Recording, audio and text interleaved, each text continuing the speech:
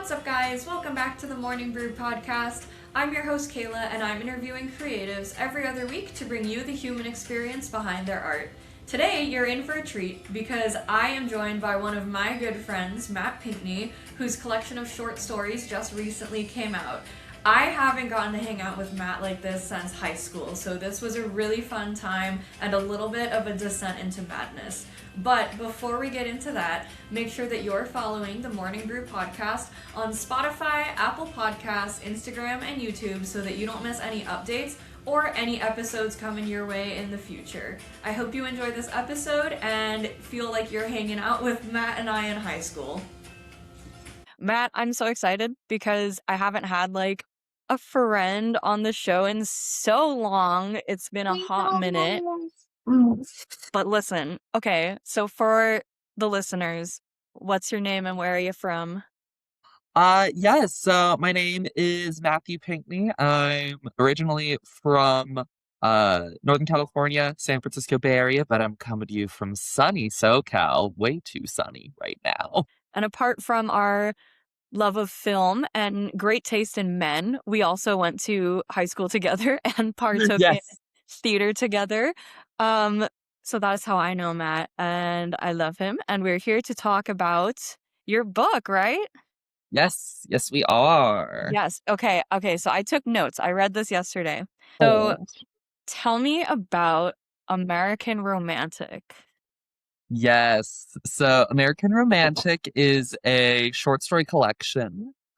It's a series of shorts that some are brand new that I wrote specifically for the collection. Some are ones that I had previously published throughout my college years. They all focus in very different aspects on growing up queer, falling in love, making mistakes, and just kind of an overview of different spectrums of, queer life and gay life. And are these all personal stories? Like these are all real things that have happened to you?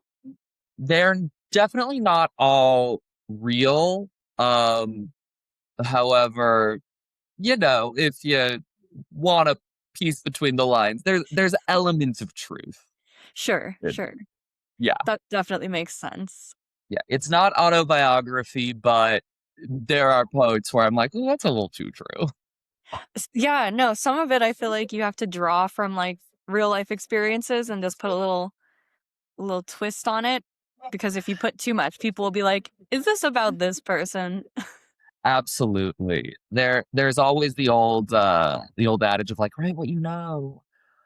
But I don't think you have to be limited in like your own actual experiences. I always view that as more, okay, whatever you are writing about, like take from your experience to, build it out. So while I haven't had, necessarily the exact experiences that are being related there, I mean, there's a part of me in everything I write. No, for sure. And tell me about why you chose American Romantic as the title. So it came from a few different places. I'm always a little bit highfalutin with myself, especially when it comes to titles. So there's the obvious, these are all kind of centered around relationships, so romances, something in there, even though these aren't, strict romances. I was playing off, the concept of, American Gothic, that, very famous painting. A lot of these had a strong Americana vibes, but then I was pairing that with not romantic in terms of love stories. Of course, they obviously are there, but more in the sense of like romanticism being a thing. So really elevating nature and emotion over kind of more the rational, elements. That's sort of the real simple 2-second explanation of what romanticism is. And that's always been kind of an art movement I've loved and has really stuck with me. In terms of writing, this is when you get like in the 1800s when we get like Lord Byron and Mary Shelley and like all these that are really just like some of my favorite works in like the classical sense. So that those were kind of some areas I wanted to play with. So I was reading this last night, and I can definitely feel the romance in the little things that you were writing about. Would you prefer giving like a little summary of each of the stories? Sure, yes. So the collection is bookended by kind of two pieces that are more kind of extemporaneous thoughts. The first one is a bit of kind of a like prologue mission statement. The last one, a little bit of a reflecting again, kind of on the why of there. And then the four actual stories themselves were kind of the main bulk of it when I was anticipating it. The first one is two young people about to go to college, leaving their small town behind. They're reflecting on their relationship and like how far they've come. The second one is two college age friends, one gay, one straight, navigating a bit of their relationship while one is helping the other with a makeover, which is very cute. That is one of my personal faves. The third one is set winter time. They kind of do have a seasonal element as well. The third one is kind of a winter time. Oh, everything's getting a little rough. It's what so many of us have dealt with when you love someone and they kind of don't love you back in the way you want. And then the last one is kind of a combination overview of all of it. The focus on that one is springtime, because again, there was the sort of seasonal element. Springtime to me, there are so many different meanings, but the thought of rebirth really came to mind for me. I was also at the same time working on a different piece, a short film that was also kind of like, okay, two exes. That was on the similar thing, like two exes coming back together and like trying to deal with that relationship. But whereas the short was definitely more negative, pessimistic view of it, this is a little bit more of an optimistic view on, maybe it can work out a little bit once you get that space from that person. Yeah. So I took notes on the first one for sure before I collect my words. And you're very reflective in these pieces, and you talk about not being able to remember the first time that you like fall in love. And I was thinking about it myself, and I'm like, that's a fair point. Because, it doesn't really stand out all the time. And there's so many different ways to love somebody. So I was curious for you, how do you personally define love? Ooh, that is a great question. Because that's a question that had a very different answer to it maybe only a couple of years ago. I think I really struggled for a long time with, I think we so often define love as like plus. It's like, it's the old school year thing. Do you like him or do you like him? Yeah. And so I think I really struggled with, when you love someone, and I, mean that in a very broad sense, obviously romantic, but like when it's your friends, when it's your siblings, your parents, you know, when there's conflict, like, hold on, what does that mean? Like, if like is a prerequisite for love, well, I don't like you right now. What does that mean? Or like, it doesn't seem like you like me right now. And so now I see love as more of a like conscious choice. There is obviously that romantic element to it in a lot of areas, that, that just feeling when you're like, this is my person. But ultimately, love to me is a choice that you continue to make to say, hey, you person. You're on my team. Like, I want you on my team. I care about you. Maybe we argue, maybe we fight. That doesn't change the situation. I actually came to this a bit during COVID, when I was, had to move back in with my family. And that sort of started the thinking because it just went from like, oh, there are definitely times that like I don't like my parents right That's now. rude. I And had the there same are thing times I'm happen. pretty sure they would admit it's like, yeah, I don't really like you all that much right now. Yep. I don't want to be with you. But if in that moment one of us had been like, hey, I really need you, I never have a doubt that like they would immediately jump on that. Okay, so here's another question. Mhm. Do you believe in the concept of love at first sight? Because I have my own thoughts of, I know of attraction at first sight, but for me personally, I feel like to say I love you is a big thing. And I feel like I need to know you before I can commit to saying I love all of you. You know what I mean? I totally feel that. I go back and forth on that too, because I think so much of what we tend to consider love is more, the attraction, is the kind of the excitement of like a new person and, all that. But I have definitely had experiences where, I'm meeting someone for the first time and we start talking and all of a sudden it feels like we've known each other for, Mhm. 10 years at this point. And it's like it has been 10 minutes and we're already talking like we're best friends. So I I do think that there is, again, maybe this is a little more romantic in me, that like there is, when it works, you kind of know a little bit. But also, like I said, I think that is something you have to choose as well. Sure. Yeah. Okay.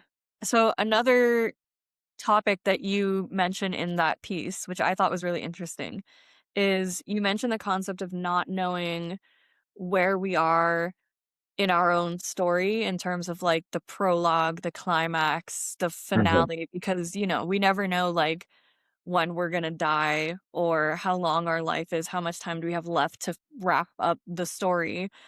Does that concept scare you or does that inspire you? Oof. Oh, that is good. Because I think the answer is both. I think so too. Yeah, it's both liberating and terrifying. We don't have sort of narrative arcs to our lives. We try to put them on there, but they just don't happen. And so, on the one hand, it is like thrilling to be like, we can make our own destiny just because you're in a dark place right now doesn't mean the next day can't be amazing. But the reverse is also true. And it's like, Mhm. there's ups and downs, and it's like, what's going on? Yeah, it reminds me a lot of this post I saw somewhere that because I always panic about like we're getting so close to turning 30, bro, and I like panic about that a lot. But at the same time, I feel like there's so much potential. And it reminds me of this post that was like, at 27, 28, 29, like we're not even in season one of How I Met Your Mother. And that to me is like perspective. I'm like, okay, there's True. still so much life to be lived. Like the best could be yet to come. Or I could get hit by a bus tomorrow. So I was just going, back and forth in my head when I was reading this and thinking about it. And I was like, man, I'm terrified and also excited. It is. And I'm a person who struggles a lot with sort of future thinking and future planning. Same. Like, usually when you say this, it's a sign of like some deep psychological things, but like, I never thought I'd get here. If you had asked 17-year-old Matt, hey, what do you think you'll be doing in 10 years? I would have had literally zero concept of myself in my 20s, let alone almost in my 30s. And so it's like, I don't know, we're just kind of figuring it out. I think that's the quarter life crisis. And I think that's, Yep. what you get, you deal with this. And then by the time you hit your 30s, you realize, oh, none of us have it figured out. Like that's what we're all doing. So Definitely. Absolutely. every person you meet is just trying their best. Yeah. So another piece that you mentioned was the life-size Ken doll one, which I believe is the makeover story. Yes. And the only thing that I wrote down is uh platonic sexiness question mark. Be- because because you mentioned these like little moments of like giving someone a makeover and like or taking them out to dinner and like being like, "Oh yeah, I'm sorry, we're actually a gay couple."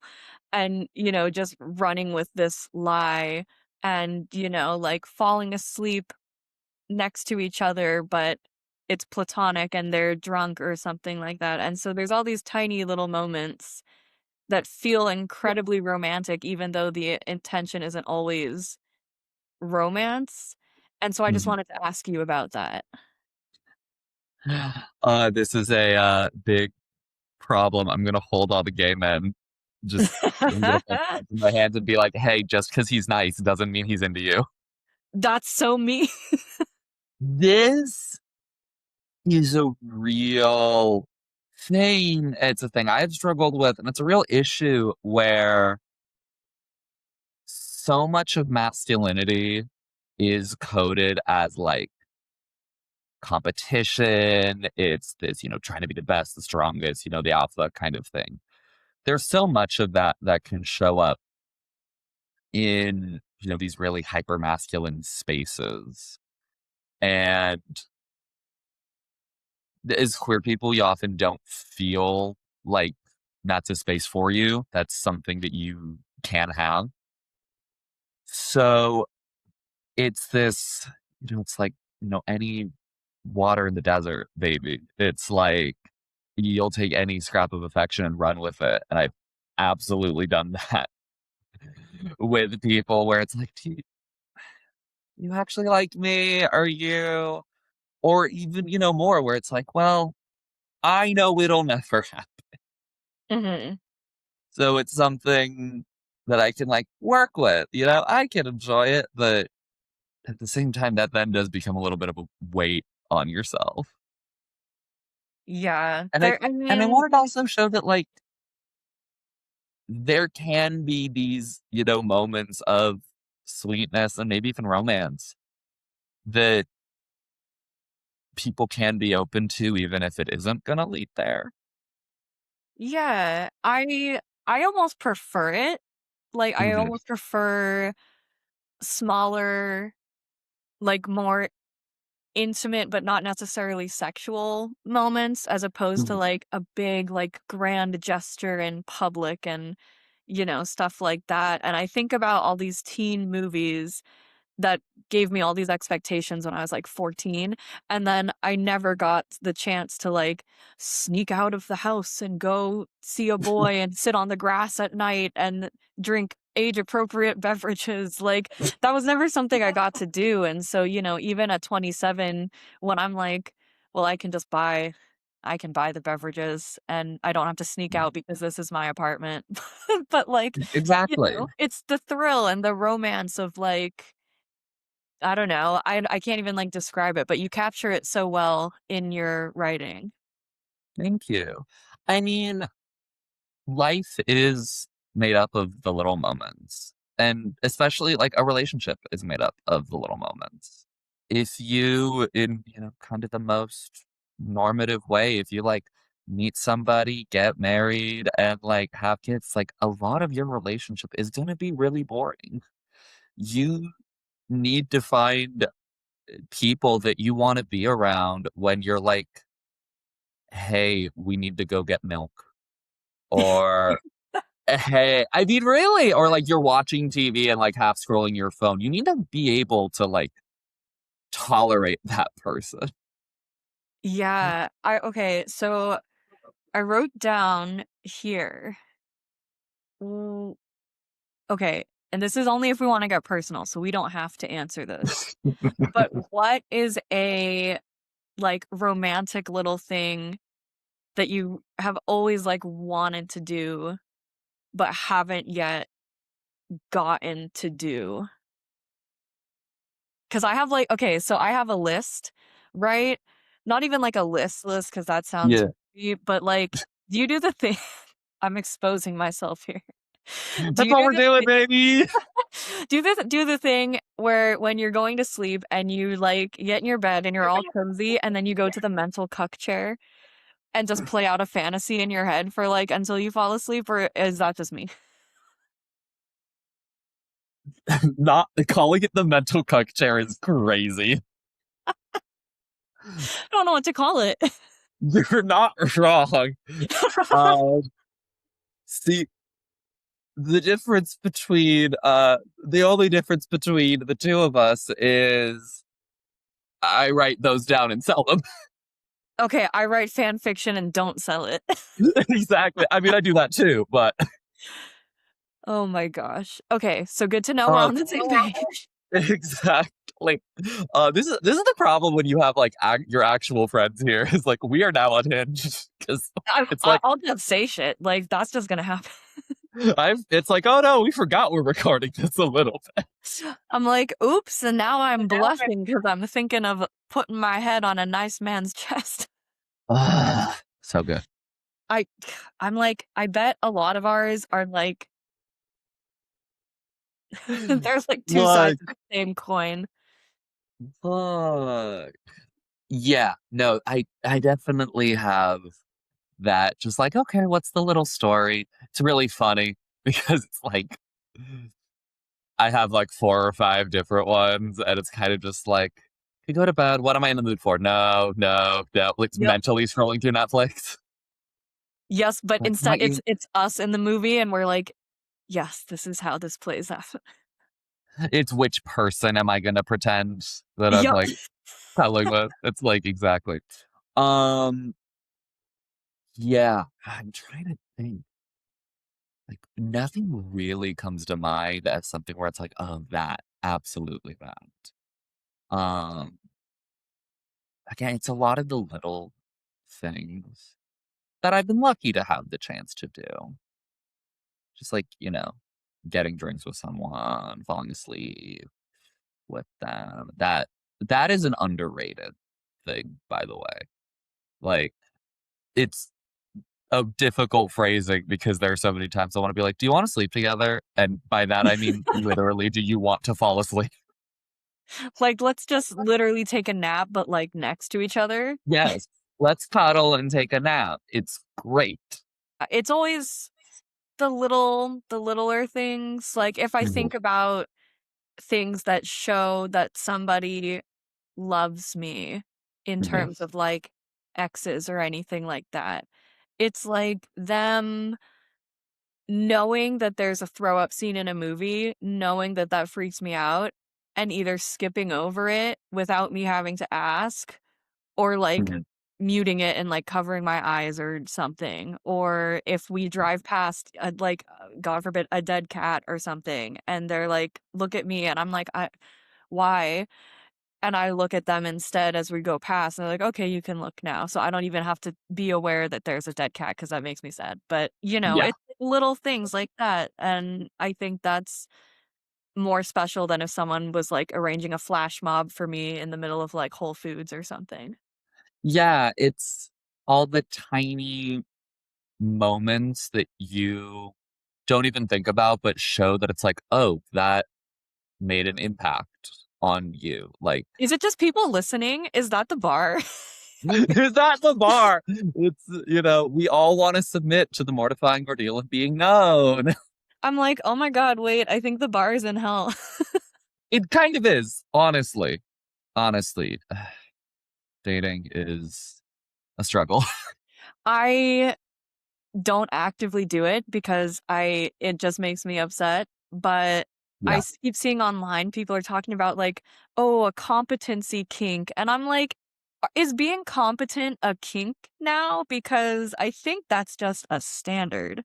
Is it sexy to like have a job? And it's like, I don't know. It should be the bare minimum. Like the bar is maybe below hell at this point. It's like way, way under, it's like almost coming out the other side. Because, Exactly. yeah, like being able to like have a job, listen, be nice to me. Like these are Yes, my basic God. things. Is it a struggle trying to organize the first date? That's right. If it is, maybe some problems here. I have the dumbest like beige flags because at this point I have no time for other people's like games or their like shit that I'm like if it's not gonna work, I'm just not gonna waste my time or your time. And so there's so many dumbass little things that I'm like, oh no, we can't, this can't happen. Yes. And I never want to, like, I always feel bad when I like calling out women for this, but I am just like, look, there's a much smaller pool of dudes who are going to be into this than there are dudes who are going to be into you. So it's just when I see like women in just like terrible relationships, like online or, thankfully in my real life, every girl I know is in a pretty good relationship. Um, what I see when it's like, shut up. And I'm like, girl, there are like 5 other guys out Dump there him. on your block. Like, advocate for yourself, honey. No, I feel the same way. Every time I like hear about other people's relationship problems, I'm like, you know what? There's a reason that I'm single and I prefer it that way. Yeah. Okay. So before I get too unhinged here and expose myself for the general public, Yeah. I'm gonna ask you for tips on starting writing because I have so many ideas of things and my mom is like on my ass. She's like, you need to just like write your book. And I'm like, but I can't because I know the first draft is gonna be bad. And I like the OCD in me is like, I can't knowing that it's gonna be bad at first. So I was wondering if you could give me any advice. Yeah, that's a pretty common one. The problem that a lot of people have. And I hate to side with your mom on this one. She's lovely. Um, but you do kind of have to get something onto the page, Mhm. at least for me. This has, also been a thing through therapy, helping me with, anxiety and depression and all that stuff. Is when it lives in your head, it's everything, but it's kind of like a gas or a liquid. It's like, you can't grab it. You can't grab onto it. Putting it down onto the page, it's never going to be exactly how it is in your head. And I think that's where so Mhm. many beginning writers, especially, get stuck.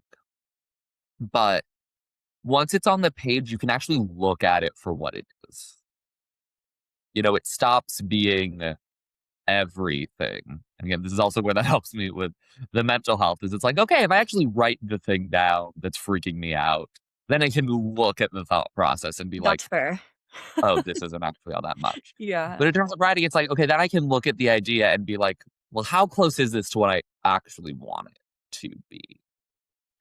And there are a lot of times, you go through the edit and it's not, what you want it to be. And your edits are really intense and like more of a full rewrite. I, with this project, I like, okay, we'll do like a little final edit pass was what I thought I was going to do like a few weeks back. And then I was like, oh no, I'm just fully rewriting large sections of these. Oh no. But that is just the process. And it sucks. It's hard. And I love it. It is, Mhm. magical when it works, and that's the high you keep kind of chasing when it Okay, doesn't. okay, that definitely makes sense. I guess I gotta actually do it. Sit down and I know it sucks. I'm like, man, someone has to take what's in my head and actually write it down for me. Crazy. Sometimes. I mean, look, I have made a lot of good use out of voice notes, text to speech, because sometimes it is the physical act of like typing gets in the way for me. I do a lot of my work physical as well. So I highly recommend that. So just anyone out there, get a like notebook and a pencil. Wait until it's like August. If you're, American or Northern Hemisphere, wait until it's like August. Go to Office Max. Get like this is not a joke. Get those college notebooks that you used in school. You can get them for like 50 cents each. And a pack of pencils and just, go to town on it. Because I know I'm not the only one who has said this, but artists, writers are like, we always get, nice notebooks and nice sketchbooks for things. And you always kind of have the feeling of like, I have to do something big with this. That's all my sketchbooks. It's like one page and then it's blank because I'm like, I fucked it up already. I need to buy a new one. Yes, exactly. So I've had that too. So I'm very like, no, go get the cheapest, notebooks you can find that you don't care about because you're used to taking math notes in them. And it's like, and then just go to town, That would be the one that's like the Holy Grail, the Yeah, sacred texts. exactly. It's the one where you're like, who cares? If I screw this up, I can get another one at the dollar store. No, that makes a lot of sense because I'm like, I'm a hoe for stationery. I love me some stationery. So if it's like too nice, I do the exact same thing you're talking about where I'm like, wow, I have to write like basically the equivalent of like the Bible in here Yes. or it won't be worth it. Yeah. Invest in a good like pen or pencil, I would say. Like if you want to spend money and be like actually effective as a writer, that's where I would go. Just make it so the actual act of writing is, kind of nice. Fun. Oh no, it's not right there. Never mind. I was gonna show like a nice pen I had that a Oh, friend gave I me, but it love wasn't right there. text your picture because I love pens. Oh yeah. This one writes beautifully. Hell yeah. Okay, Matt, my last question does not come from me. I have a Ooh. segment called Artists Ask Artists. And Boy. so previous guest has a question for you, and then you can ask a question for my next guest. So the last people that I had on were the boys of the band Max Saturn, which is one of my favorite Okay. bands. And they said, first of all, congratulations. And Oh. they have they actually have two questions for you. They said, what was harder to write, the first page or the last page? Ooh. Well, first off, thank you. Thank you, boys. Oh, that's such a good one. I think the last pages, I'll say, are harder. Knowing where to start is difficult, but I think finding what is the place where like the story is over, everything Okay. feels like it's kind of wrapped up Sure. in a bow and all that. Um, I think that is difficult. Okay, that makes sense. And then their second question, because they couldn't decide, was what was the aha moment when you knew what this book was going to be? Ooh, I think for me, it was really early on in planning. Over like last year and early into this year, I had a lot of wonderful experiences that really kind of pushed me into like do it, just like jump off the edge, go for it. Dive back into prose, which I've been doing for a while, and really try and make this going. I think for me, it was when I realized that I had these, shorts that I had already done, and they all kind of had a very subtle sort of seasonal theme to them. So it was when I was able to look back at them and be like, oh, these aren't completely disconnected. There is actually a through line here. There is actually something going all together. It was when I think I was like, oh, wait, maybe there is something here. And that's kind of when it blossomed. Okay. And now you can ask anything under the sun for my next guest, but I don't know who it is yet. Okay. Um, I am always looking for good recommendations for things. So I am going to ask, what is the one piece of media every you think every artist should consume? Okay, that's a great question. It can be open-ended. What's the album they need to listen to? What's the book they need to read? What's the movie they need to watch? Okay.